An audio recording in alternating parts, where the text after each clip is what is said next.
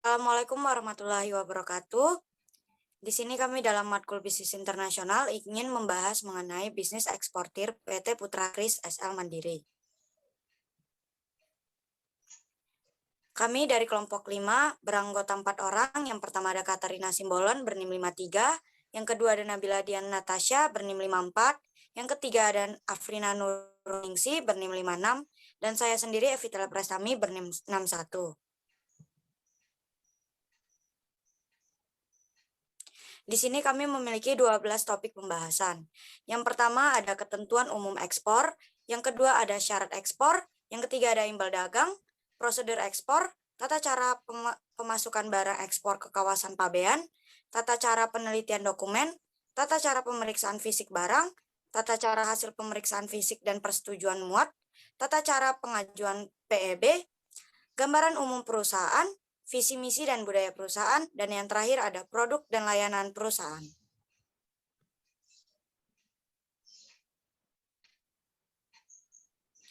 Ketentuan umum ekspor. Menurut Peraturan Menteri Perdagangan Republik Indonesia tentang ketentuan ekspor di bidang ekspor, ekspor adalah kegiatan mengeluarkan barang dari daerah pabean. Sebagaimana telah diatur dalam Peraturan Direktur Jenderal Bea dan Cukai Nomor Peraturan 32 BC 2014 Pasal 1 yang berisi sebagai berikut. Yang pertama ada Undang-Undang Kepabeanan adalah Undang-Undang Nomor 10 Tahun 1995 tentang kepabeanan sebagai mana telah diubah dengan Undang-Undang Nomor 17 Tahun 2006. Yang kedua ada ekspor adalah kegiatan mengeluarkan barang dari daerah pabean. Yang keempat ada pengusaha pengurusan jasa kepabeanan yang selanjutnya disingkat dengan PPJK adalah badan usaha yang melakukan kegiatan pengurusan pemenuhan kewajiban pabean untuk dan atas kuasa importir atau eksportir. Yang kelima ada perusahaan jasa titipan yang selanjutnya disingkat dengan PJT adalah perusahaan yang memperoleh izin usaha jasa titipan dari instansi yang berwenang serta memperoleh persetujuan untuk melaksanakan kegiatan kepabeanan dari Kepala Kantor Pabean. Yang keenam ada barang ekspor adalah barang yang telah diajukan pemberitahuan ekspor barang dan telah mendapatkan nomor pendaftaran. Yang ketujuh ada pemberitahuan ekspor barang yang selanjutnya disingkat dengan PEB adalah pemberitahuan pabean yang digunakan untuk memberitahukan ekspor barang dalam bentuk tulisan di atas formulir atau data elektronik. Yang kedelapan adalah kawasan pabean adalah kawasan dengan batasan-batasan tertentu di pelabuhan laut, bandar udara, atau tempat lain yang ditetapkan untuk lalu lintas barang yang sepenuhnya berada di bawah pengawasan Direktorat Jenderal Bea Cukai. Yang kesembilan adalah tempat penimbunan sementara yang selanjutnya disingkat dengan TPS. Adalah bangunan atau lapangan atau tempat lain yang disamakan dengan itu di kawasan pabean untuk menimbun barang sementara menunggu pemuatan atau pengeluarannya. Yang ke-10 ada tempat penimbunan berikat yang selanjutnya disingkat dengan TPB adalah bangunan, tempat atau kawasan yang memenuhi persyaratan tertentu yang digunakan untuk menimbun, mengolah, memamerkan, atau menyediakan barang untuk dijual dengan mendapatkan penangguhan bea masuk. Yang ke-11 ada tempat penimbunan pabean yang selanjutnya disingkat dengan TPP adalah bangunan atau lapangan atau tempat lain yang disamakan dengan itu yang disediakan oleh pemerintah di kantor pabean yang berada di bawah pengelola Direktorat Jenderal Bea dan Cukai untuk menyimpan barang tidak dikuasai, barang dikuasai negara, dan barang milik negara berdasarkan Undang-Undang Kepabeanan. Selanjutnya ada syarat ekspor. Yang pertama ada badan hukum dalam bentuk ada CV, firma, PT, persero, perum, perjan, dan koperasi. Yang kedua memiliki NPWP atau nomor wajib pajak. Yang ketiga mempunyai salah satu izin yang dikeluarkan oleh pemerintah seperti yang pertama ada surat izin usaha perdagangan atau yang disingkat menjadi SIUP dari Dinas Perdagangan. Yang kedua ada surat izin industri dari Dinas Perindustrian. Yang ketiga ada surat izin usaha penanaman modal dalam negeri atau penanaman modal asing yang dikeluarkan oleh Badan Koordinasi Penanaman Modal. Selanjutnya ada imbal dagang. Pengertian imbal dagang. Imbal dagang adalah kegiatan perdagangan secara timbal balik antara Indonesia dengan pihak luar yang diukur dalam nilai transaksi kontrak pengadaan alat peralatan pertahanan dan keamanan menurut Peraturan Pemerintah Nomor 76 Tahun 2014. Lalu ada tujuan imbal dagang. Yang pertama untuk melakukan penghematan devisa dalam rangka pembelian atau impor yang dibutuhkan oleh pemerintah. Yang kedua, membuka peluang pasar bagi barang-barang dan jasa yang diproduksi oleh pihak swasta atau pemerintah atau BUMN, mendorong investasi baru dan membuka kesempatan kerja. Selanjutnya akan dijelaskan oleh Aftina. Selanjutnya yaitu prosedur ekspor. Prosedur ekspor adalah langkah-langkah yang harus dilakukan oleh eksportir apabila melakukan ekspor. Menurut buku Seluk-Beluk dan Teknik Perdagangan Luar Negeri, karangan Amir MS, prosedur ekspor diuraikan sebagai berikut. Yang pertama, eksportir menerima order atau pesanan dari langganan luar negeri. Yang kedua, bank memberitahukan telah dibukanya suatu LC untuk dan atas nama eksportir. Yang ketiga, eksportir menempatkan pesanan kepada referencer, maker, pemilik barang, atau produsen. Yang keempat, eksportir menyelenggarakan pengepakan barang khusus untuk diekspor. Yang kelima, eksportir memesan ruang kapal atau booking dan mengeluarkan shipping order pada maskapai pelayaran. Yang keenam, eksportir menyelesaikan semua formulir ekspor dengan semua instansi ekspor yang berwenang. Yang ketujuh, eksportir menyelenggarakan pemuatan barang ke atas kapal dengan atau tanpa mempergunakan perusahaan ekspedisi. Yang kedelapan, eksportir mengurus bill of lading dengan maskapai pelayaran. Yang kesembilan, eksportir menutup asuransi laut dengan maskapai asuransi. Yang kesepuluh, menyiapkan faktur dan dokumen-dokumen pengapalan lainnya. Yang kesebelas, mengurus consular invoice dengan trade consular kedutaan dengan importir. Yang ke-12, menarik vessel kepada opening bank dengan menerima hasilnya dengan negotiation bank. Yang ke-13, negotiation bank mengirimkan shipping dokumen kepada prinsipalnya di negara importer. Yang ke-14, eksportir mengirimkan shipping advice dan kopi shipping dokumen kepada importer. Tata cara pengawasan pemasukan barang ekspor ke kawasan pabean. Menurut pasal 30 ayat 1, Peraturan Dirjen Bea Cukai nomor per 7 BC 2019 tentang tata laksana kepabeanan di bidang ekspor, memasukkan barang ekspor ke kawasan pabean, tempat pemuatan di pelabuhan muat atau tempat muat ekspor, dilakukan dengan menggunakan A. NPE, B. PEB dan PPB dalam hal dilakukan pemeriksaan fisik barang di kawasan pabean tempat pemuatan. C. PKBE dan NPE dalam hal barang ekspor merupakan barang konsolidasi. D. Permohonan pemuatan ekspor barang curah dan kendaraan bermotor dalam bentuk jadi, tanpa peti kemas yang telah diberikan catatan persetujuan muat oleh Kepala Kantor Pabeanan Pemuat dalam hal menggunakan prosedur ekspor barang curah dan kendaraan bermotor dalam bentuk jadi tanpa peti kemas, atau E. PPPEB atau PPPKBE dan SPPBE. Dalam hal terjadi penggantian peti kemas atau kemasan barang yang dikeluarkan dari kawasan pabean, tempat pemuatan untuk dimasukkan kembali ke kawasan pabean, tempat pemuatan semula. Tata cara penelitian dokumen. Pejabat Bea Cukai melakukan kegiatan sebagai berikut. Yang pertama, menerima berkas pemberitahuan ekspor dari eksportir atau kuasanya. Dalam hal barang ekspor wajib diperiksa fisik dan pemeriksaan akan dilakukan di luar kawasan pabean. Berkas pemberitahuan ekspor diterima bersama dengan permohonan pemeriksaan dan pengawasan staffing dalam rangkap 2, selambat-lambatnya 3 hari sebelum pemeriksaan. Yang kedua, pembukaan pemberitahuan ekspor ke dalam buku catatan pabean. Yang ketiga, memberikan nomor dan tanggal pembukuan dari buku catatan pabean pada seluruh lembar pemberitahuan ekspor dan dokumen perlengkapan pabean yang diwajibkan. Meneliti. Yang pertama, kelengkapan dokumen pelengkap pabean yang diwajibkan. Yang kedua, kebenaran dan kelengkapan pengisian pemberitaan ekspor sesuai petunjuk pengisian yang berlaku serta kebenaran data pemberitaan ekspor dibandingkan dengan data dokumen perlengkapan pabean yang diwajibkan. Yang ketiga, kebenaran perhitungan penguatan negara dalam rangka ekspor. Terbagi menjadi beberapa poin. Yang pertama, memberikan persetujuan muat dengan cara mencantumkan nama tempat, tanggal, tanda tangan, nama terang, NIP, serta cap dinas pada pemberitaan ekspor yang bersangkutan dalam hal hasil penelitian dokumen kedapatan sesuai dan tidak diperlukan pemeriksaan fisik. B. Memberikan persetujuan muat pada pemberitaan ekspor yang bersangkutan walaupun terdapat kesalahan pengisian dokumen atau kekurangan dokumen pelengkap pabean yang diwajibkan, dalam hal tidak diperlukan pemeriksaan fisik dan barang ekspor tidak terkena ketentuan larangan dan pembatasan. C. Memberitahukan kepada eksportir atau kuasanya untuk melengkapi dokumen pelengkap pabean yang diwajibkan dan atau mengadakan pembetulan atau perubahan isi pemberitahuan ekspor sesuai dengan ketentuan selambat-lambatnya 3 hari setelah keberangkatan sarana pengangkut.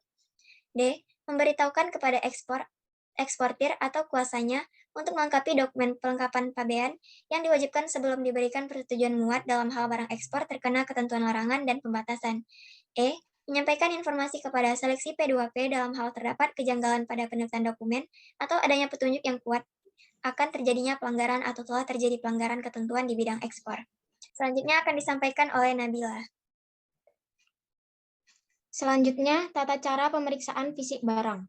Yang pertama, eksportir menyerahkan kepada pejabat pemeriksa dokumen ekspor seperti PBB, PEB yang telah mendapat nomor dan tanggal pendaftaran dan telah ditandatangani serta dibubuhi cap perusahaan, PEB pembetulan yang telah ditandatangani serta dibubuhi cap perusahaan apabila dilakukan pembetulan PEB, PKB yang telah ditandatangani serta dibubuhi cap perusahaan, dan fotokopi invoice dan fotokopi packing list. Yang kedua, pejabat memeriksa dokumen ekspor seperti mencantumkan nama pemeriksa dan menetapkan tingkat pemeriksaan pada PBB dan menyerahkan kepada pemeriksa PBB. PEB pembetulan apabila dilakukan pembetulan PEB, PKB, dan fotokopi invoice dan fotokopi packing list.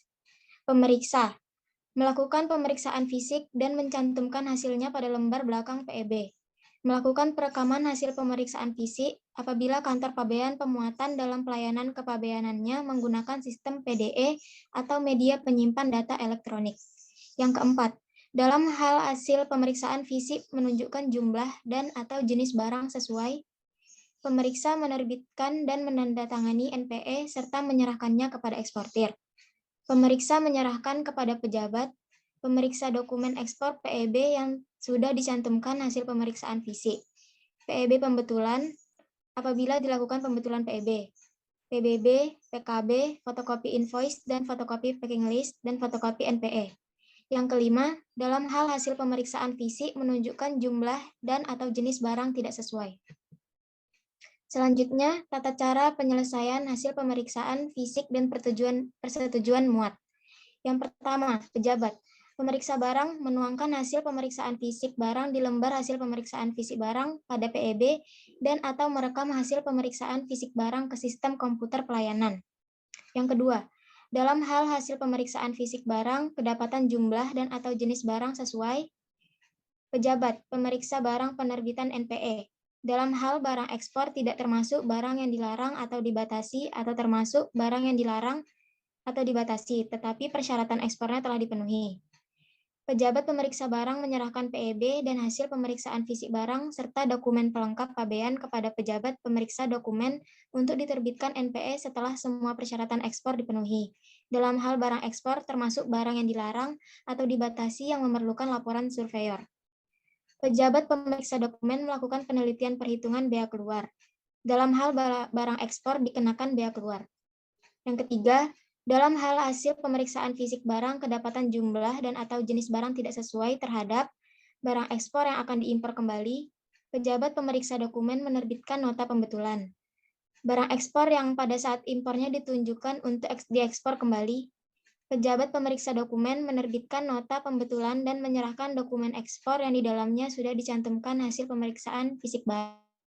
Lampiri nota pembetulan kepada pejabat bea dan cukai yang menangani administrasi impor, sementara untuk dilakukan penelitian lebih lanjut.